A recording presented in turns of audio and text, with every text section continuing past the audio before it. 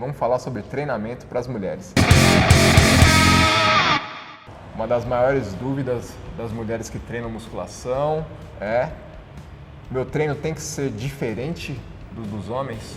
Às vezes as pessoas acham que o treino de mulher, de homem, ele tem que ser diferenciado. É importante a gente avaliar algumas particularidades, né? Existem ali algumas diferenças biomecânicas, diferenças estruturais e hormonais. Só que não existe exercícios, né, que seja para mulher ou para homem, né? Existe ali aquele preconceito do homem fazer a mesa flexora, ou o stiff, ou o afundo, né? E a mulherada já adora, né? Por isso que eu falo, é muito importante a gente avaliar, né, as questões morfológicas, a estrutura, questões biomecânicas. Concordo com tudo que ele falou e tem um ponto primordial: não tem treino para homem nem para mulher, existe treino para o indivíduo. Se alguém treinar determinado treino específico pensando que isso vai ser melhor para mulher ou aquilo vai ser melhor para homem, isso está completamente equivocado, né? O cara está completamente equivocado. O que existe é um treino eficaz para cada individualidade, princípio da especificidade, né, que a gente chama. E também é uma coisa muito importante, né? As mulheres, muitas vezes, elas querem fazer ali um exercício para cada grupamento muscular de membros superiores e no outro dia ela quer fazer os membros inferiores. Isso quando ela quer treinar membros superiores. Né? Porque tem mulheres que não querem nem treinar membro superior com medo de ficar masculinizada. Na verdade, esse paradigma da mulher ficar masculinizada, ele não existe, né? Ele é totalmente fictício, né? Tanto ele não existe porque se a mulher ela ficar masculinizada é porque ela recebeu algum estímulo externo.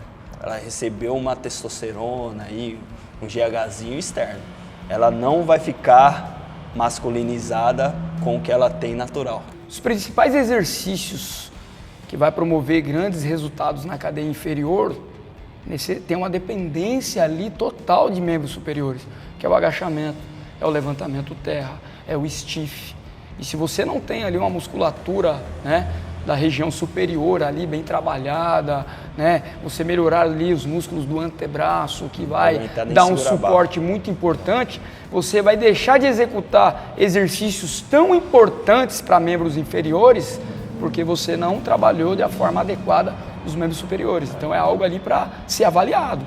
Principalmente, como você falou, um levantamento terra ou um stiff bem feito, se a pessoa não tem força para segurar a barra, realmente é muito comum você ver na sala de musculação a pessoa parar por falta de força em membros superiores antes de conseguir ativar os membros inferiores com a intensidade adequada.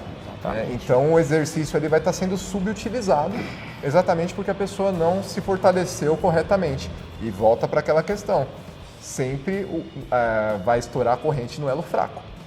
Então se um elo ali não está fortalecido o suficiente, você não vai conseguir aproveitar o exercício e ainda aumenta o risco de lesionar lombar, enfim, lesionar alguma coisa fazendo um exercício dessa forma, porque você não fortaleceu o resto do corpo da forma que seria necessária.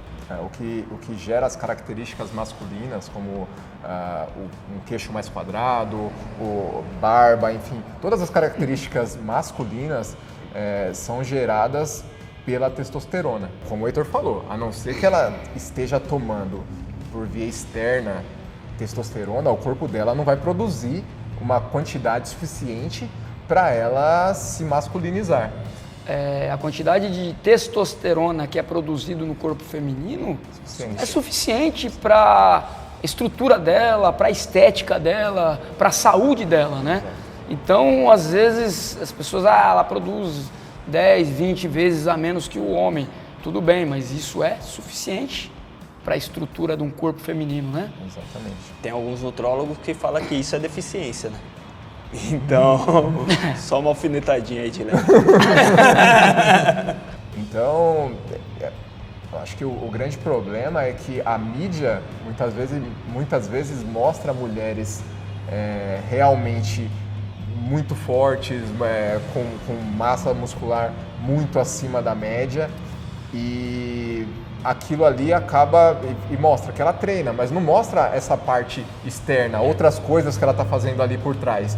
E isso acaba gerando na mulher um medo de pegar um pezinho, peso de um pouquinho a mais ali de 5 quilos, vou ficar grande. E não é assim. Tanto que, se fosse fácil ser grande, aqui teriam 3 monstros, né? Então, exatamente. Se fosse fácil ganhar massa muscular, todo mundo seria forte. Se criou um padrão de beleza, até como o Rafa falou, pela mídia, se criou um padrão de beleza que não existe. Que eu vou dar um exemplo aqui, que é o caso das paniquetes, né? Não só como de membros superiores, como de membros inferiores também. Isso causou um impacto na sociedade, né? Os homens começaram a admirar esse padrão de beleza e as mulheres começaram a adotar esse padrão de beleza que, na minha opinião, é uma pena que esse padrão de beleza não existe, só existe por meios externos, né? Cada um faz o que quiser, né? Não sou a favor, mas também não sou contra. Uhum. Quem quiser usar, usa. Quem quiser ficar forte, fica. Quem acha bonito, não tem problema nenhum. É só um alerta para as mulheres que acham que dá para ter esse padrão de beleza sem auxílio nenhum. Não dá. Em redes sociais, né? As blogueiras da vida falando que ela alcançou tal resultado por dieta, por treino, e elas nunca falam o que realmente elas fizeram. Eu acho muito importante falar sobre isso, conscientizar a mulherada sobre isso. Não tem milagre, não tem milagre. Se vocês virem alguém muito definida, muito forte, tem grandes chances de ter alguma coisa além da alimentação e treino. A questão que vale R$1 milhão, posso treinar pernas todos os dias? Depende, né? Existem estudos aí que apontam, né, algumas metodologias de treino, inclusive um método chamado Fubari, né, onde você consegue trabalhar todos os dias os mesmos grupamentos musculares, que você consegue ali equalizar, diminuindo, né, organizando volume, organizando intensidade. Só que existe uma questão, o Fubari não é somente para o treino de membros inferiores, você vai trabalhar ali todos os grupamentos que rege ali o corpo humano, né, todo o aparelho locomotor. Então, se você organizar, fazer uma prescrição bem organizada, você pode até dar um estímulo para aquele músculo todos os dias, mas durante algum tempo e na etapa determinada, numa etapa onde aquele corpo possa receber aquele estímulo. Mas eu acho que a grande questão, você respondeu brilhantemente, mas a grande questão é que a galera não faz isso. Exatamente. Eles não vão pensar da forma como a gente está pensando, né? A pessoa que às vezes não é capacitada tecnicamente, ou um aluno, né, leigo, ele vai pensar na otimização do resultado, ele não vai pensar em equalizar e em trabalhar outros membros e, né? Só que essa otimização de resultado não acontece porque vai tudo por água abaixo. E o que acontece? Muitas vezes eu vejo divisões de treino que eu vou treinar anterior de perna, anterior de coxa ali em um dia, aí no outro dia eu vou treinar posterior e no outro dia eu vou treinar glúteo. Então segunda é e eu vou só girando girando essa rodinha aí. A grande questão é que, como a gente falou, os exercícios mais interessantes para membros inferiores ali, vamos pegar os principais: agachamento, levantamento terra, stiff, leg press, enfim. Você realmente consegue separar a sua ativação de glúteo do seu agachamento? Você consegue fazer um agachamento bem feito sem ativar o glúteo? Não consegue. Então, como que eu vou conseguir treinar glúteo em um dia e no outro dia eu vou fazer esse treino de anterior, de coxa aí, que seria... Vou trabalhar o agachamento e tirar o glúteo da jogada. Então, o grande problema é que as pessoas acabam superestimando, né, os músculos do quadríceps, né? Então, a maioria dos exercícios, né, Você pega o agachamento, o leg press, são exercícios que tem como motor primário o quadríceps e com uma certa ativação de glúteo e de posterior de coxa. Então acaba trabalhando muito essa musculatura, porque é um músculo que aparece mais, e é um músculo, né, penado, falando de técnica aqui de novo, e é um músculo que tem uma característica e uma capacidade maior de produzir força e de se desenvolver. E outra, a ativação ela não quer dizer que não vai gerar hipertrofia no músculo que não está sendo tão ativado quanto o outro. E, às vezes no agachamento a ativação do quadríceps é muito maior, mas o potencial de hipertrofia em glúteo é bem significativo. Então, você tem que saber organizar. Você pode dividir o treino de perna, o treino de anterior e de posterior, você pode até dividir, mas desde que você faça uma periodização organizada e com coerência. Uma coisa muito importante também, que eu não me recordo se vocês falaram, é o descanso. Tá? A gente, acho que tudo pode, né? Tudo depende, tudo pode, desde que tenha a supercompensação, né? Que é o estímulo, o descanso e o estímulo novamente, né?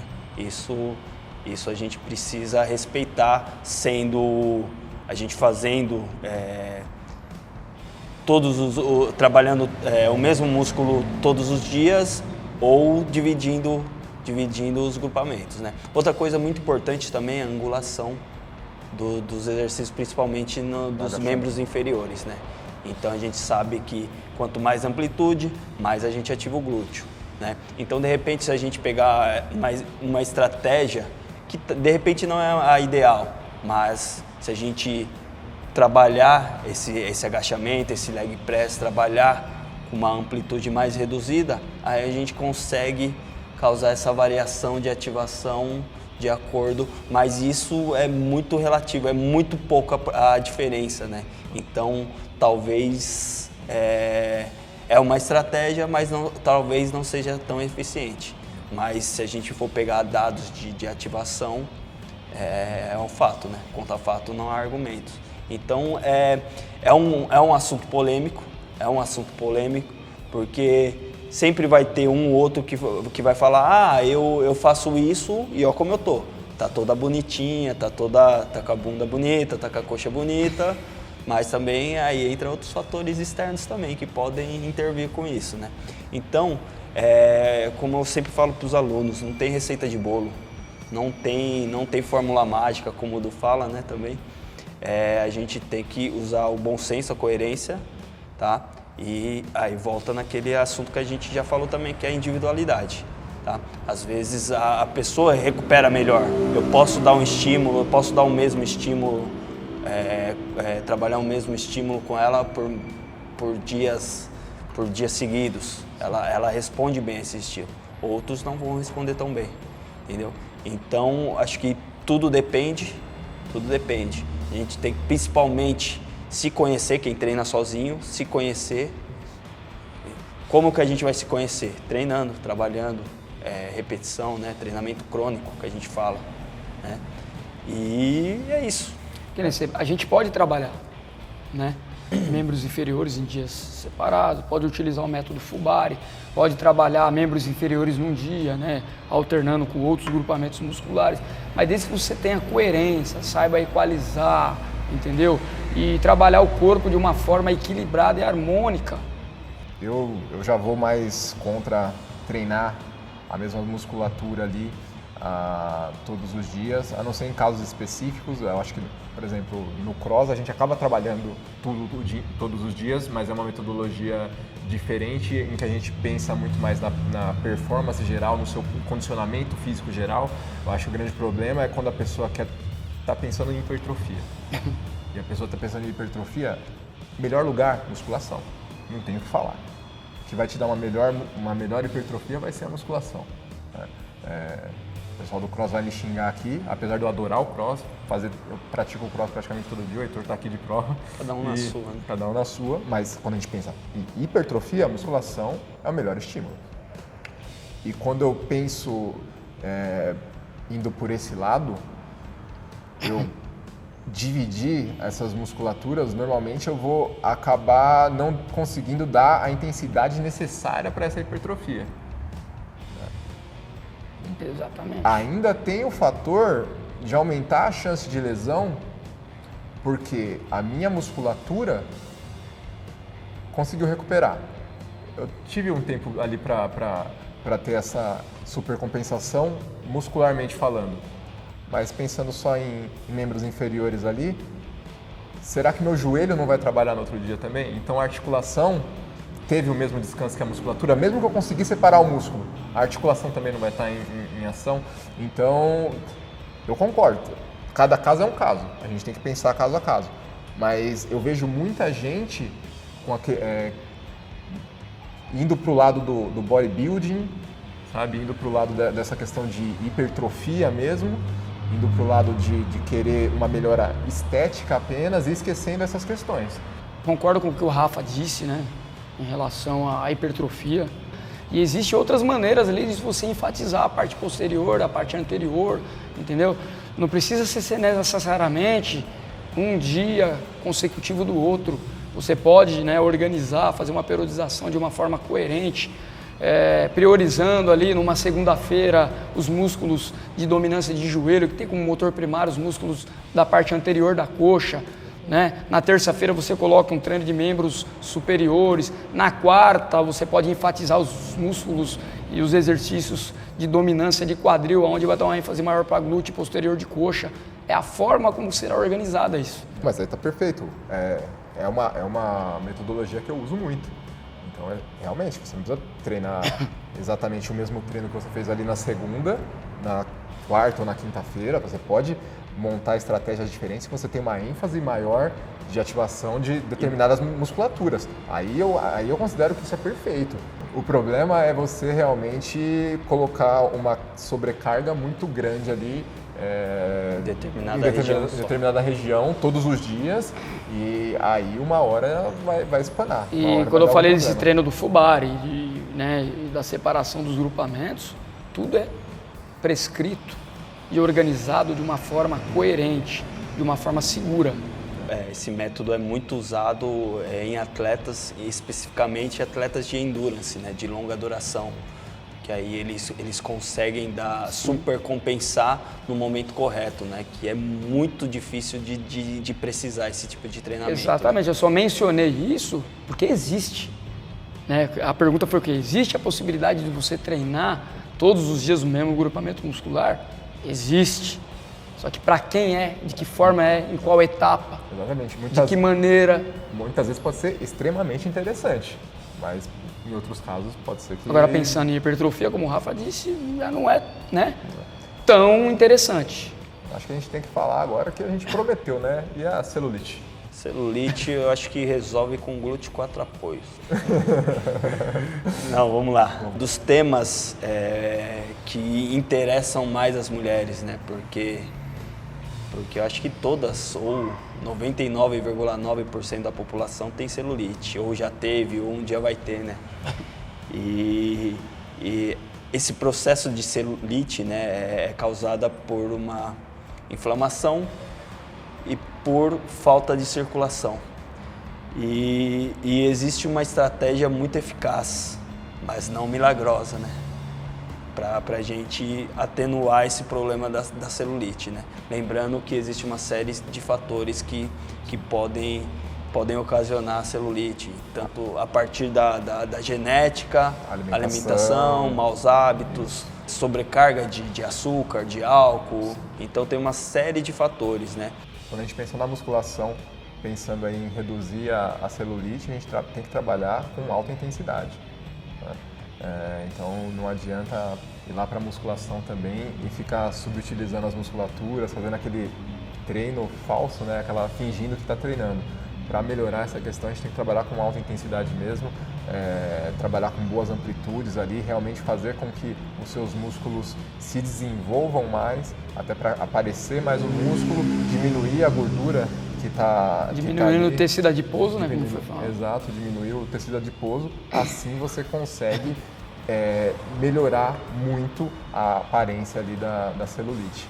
De repente, colocar um treino de HIIT no meio, um treino de aeróbico que que compromete pouco a massa muscular, né? Você não vai perder massa muscular fazendo, ele vai até auxiliar a massa muscular, né? Então, os estudos que existem de treinos eficazes para celulite são treinos intensos, tanto de musculação, se for fazer cardio, treino de HIIT, treino de intervalado. Uma coisa também que talvez para algumas mulheres pode atrapalhar um pouquinho em relação ao treinamento é ciclo menstrual. Então tem mulheres que têm um pouquinho mais de dificuldades aí, muitas vezes vai passar uma semaninha com uma dificuldade em treinar com intensidade, ou muitas vezes por cólica, dores até de treinar mesmo, né, dependendo do caso. Até fraqueza muscular. Até fraqueza muscular. Então eu acho que para algumas mulheres, em alguns períodos aí vai ser um pouquinho mais difícil, mas também existem estudos aí que comprovam que treinar diminui dores, enfim. Então, para quem está com cólica, muitas vezes você fazer um treino com uma intensidade um pouco melhor, fazer um treino com uma intensidade um pouco menor ali, que você esteja suportando fazer naquele período, vai diminuir as dores e vai melhorar o humor, então... mesmo nessa época, é importante tentar manter o ritmo de treino, mesmo que seja numa menor intensidade ou até menos volume, treinando menos dias na semana, mas não parar de tudo, né? Para você continuar conseguindo evoluir, como o Heitor sempre fala, tendo realmente aquele treino crônico, porque muitas vezes a pessoa acaba perdendo uma semana ou duas por mês e isso vai comprometer os resultados finais também. E algo muito importante também é você fortalecer ali todo o assoalho pélvico, que é uma região bastante comprometida, né, nessa fase. Então, você fortalecendo ali, você pode prevenir, né, um pouco de dor, de desconforto, né, nesses dias. É isso aí. Mulherada, é basicamente isso aí. Não precisa ter medo de pegar peso, não precisa ter medo de treinar, não precisa ter medo de treinar membros superiores. Bora treinar, galera. Valeu!